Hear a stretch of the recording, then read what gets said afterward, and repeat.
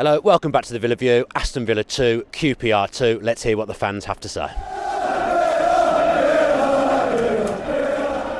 The defence was, I thought, pretty solid with Bree, Elphick and Chester, but it's just Hutton again.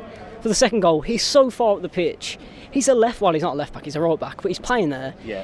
You need him to be solid, and he just isn't. For me, Hutton plays like a little winger.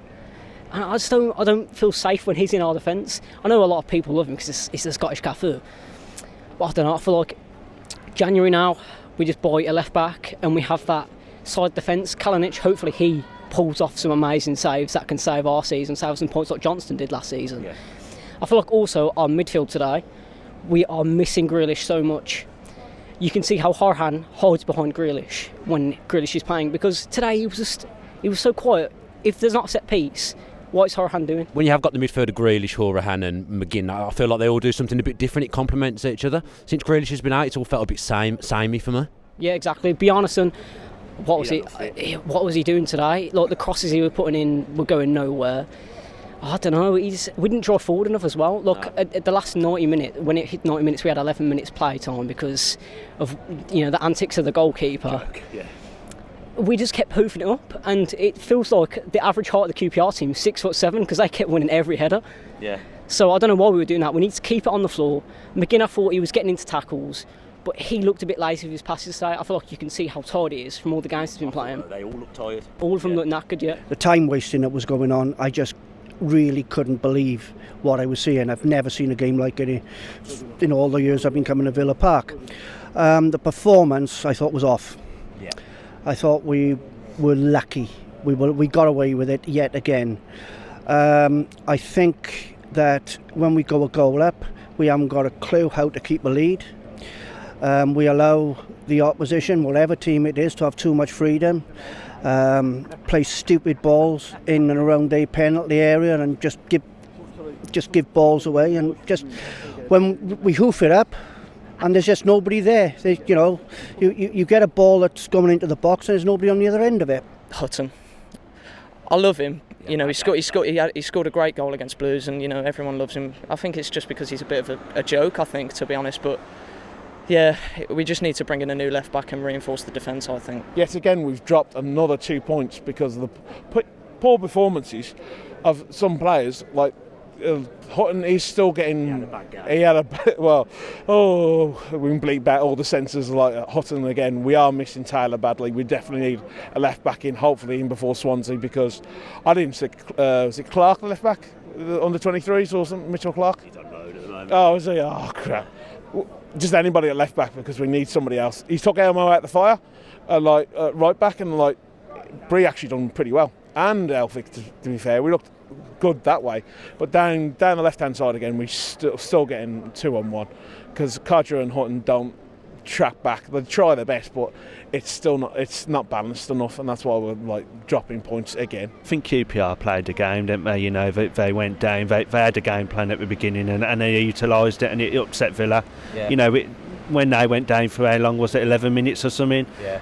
And we lost our touch. Then we kind of just conceded, and it's just a bit of a mismatch of a game, wasn't it? I don't know what to say, really. But I still think we should have the players to be, especially at home, beating teams like that. So we can't be too reliant on Grealish, And as the last guy just said, I think I won't be too disappointed if we don't go up. If we're playing like that, we'd get slaughtered in the Premier League. Even if we went up, we'd come straight back down again. So I think Smith with a pre-season, in the Championship would be a much better thing to go into, but I don't know, it was an very odd game, and we're not on it at the moment, and hopefully with January now here we can start making some purchases or some loans or something, just to add some bite back into the team. Elphick's come back, and I thought that's good, because I don't know what Bruce was doing. He sent Elphick off on loan in the hope that he would bring in Scott McKenna, and it just didn't happen, so he left us with Tuanzebe, Chester, and that was it, and he was playing Tuanzebe at right back, so yeah, we just need to. I'm hoping that Dean can bring in some players, just reinforce the squad, and just give us that extra, push on, and just give us that extra strength. Steer made some good saves today, I thought. He made a big save when he got down to his left, and there's just the 2 goals that he did concede. There's nothing he could have done about the first one. No. It was an absolute screamer. We're letting in 2 minimum every game at home. Yeah, it is. It's like a 2-2 draw. Might as well bank it down every home game now. Because we've got so many home games now. This month should be all points now. But we can't trust ourselves at home. Away, I think we can get. We're all probably about 5 unbeaten away. We got away, and home, it's switched around. Yeah. Under the new management, it's switched around, and we can't put our finger on it. We definitely need Grealish back, but we don't know what's bad with him.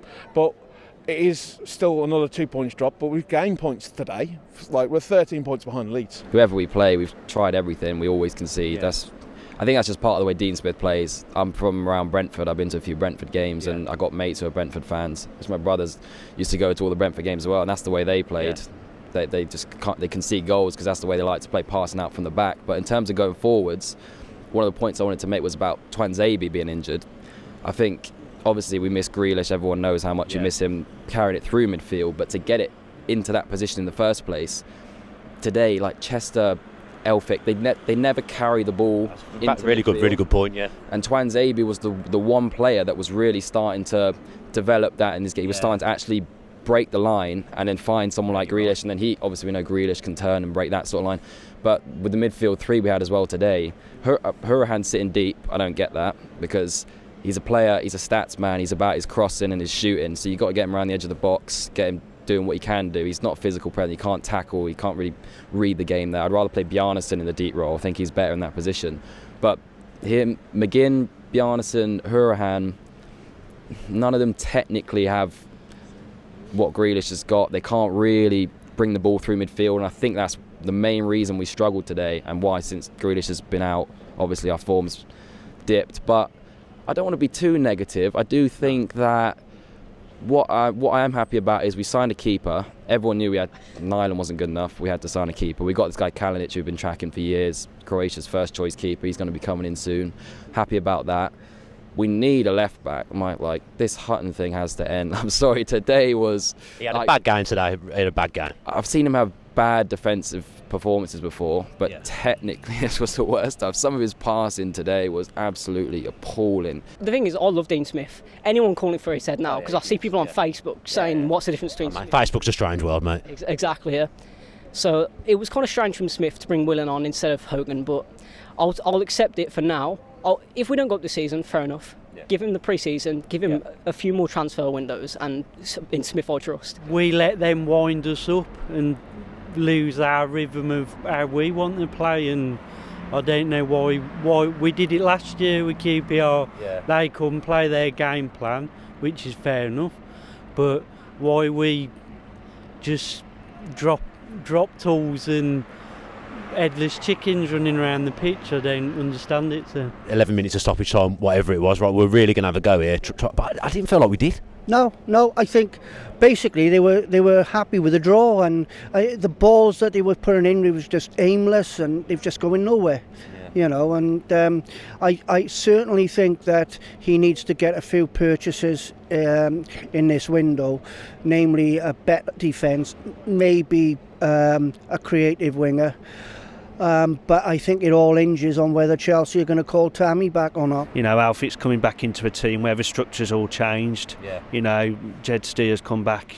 Charlton's probably number one keeper, was he, all season, and he's come back into a new system, so it's going to take a bit of time to bed in Alfie again, and let's just hope we can go on a run and win. We're the most friendliest, gentlest team in the Championship, and we're getting run over by cheating thugs like QPR, and I don't really care what the comments say or whatever QPR fan comes on to me. They are blatantly cheats to get to get a point. But they've took 4 points off us this season. For what? Because they have played poorly at their place, and they played poorly here, and they've taken 4 points off us, and that's how bad.